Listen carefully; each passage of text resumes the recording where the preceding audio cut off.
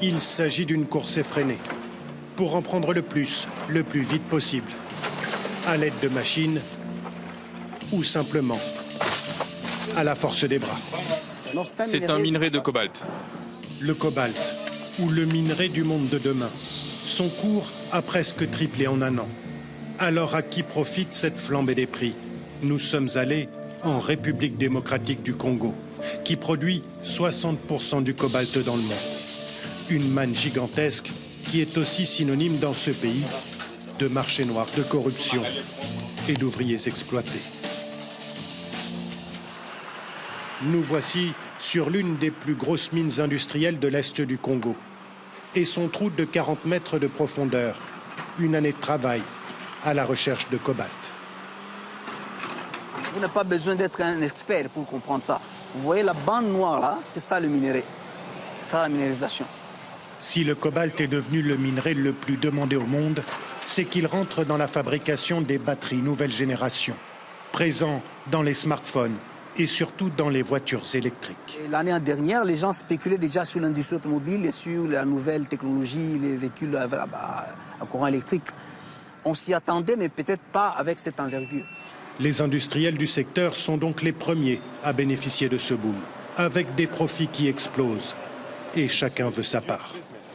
Oui, c'est en pleine croissance. On produit actuellement 5000 tonnes par an et on a l'intention de passer à 21 000 tonnes.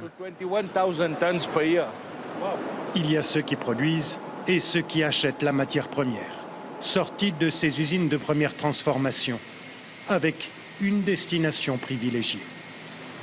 Le cobalt, on le vend surtout à la Chine.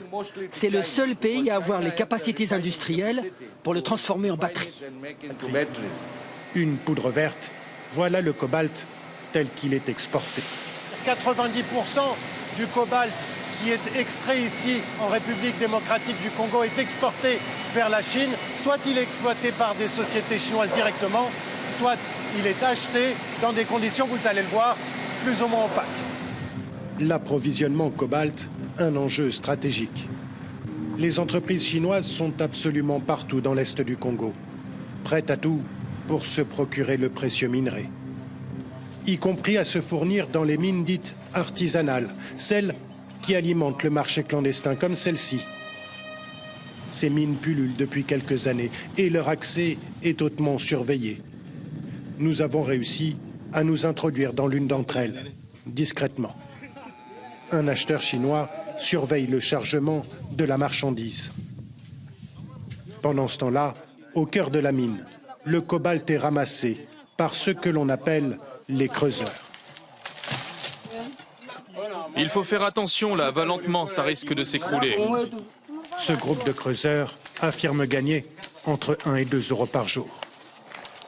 Après avoir rempli leur sac de cobalt, les creuseurs vont vendre leurs marchandises au marché noir, contrôlées par des entreprises chinoises, comme celle-ci.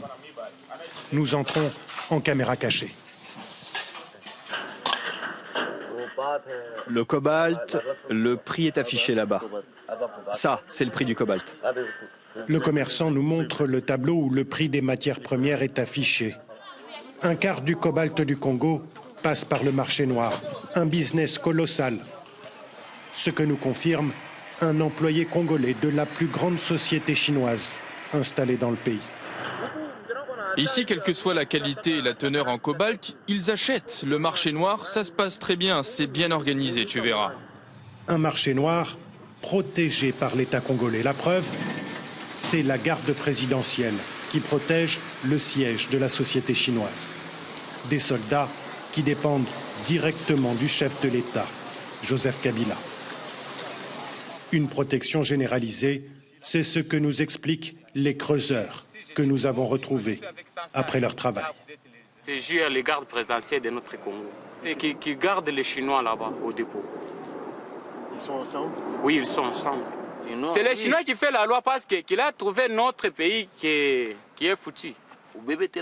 Ils nous volent sur le prix et en plus, si tu veux discuter, les soldats te tapent. Il n'y a rien à faire. En République démocratique du Congo, dans ce pays où le cobalt génère des centaines de millions d'euros, chaque année. Plus de 70% de la population vit en dessous du seuil de pauvreté.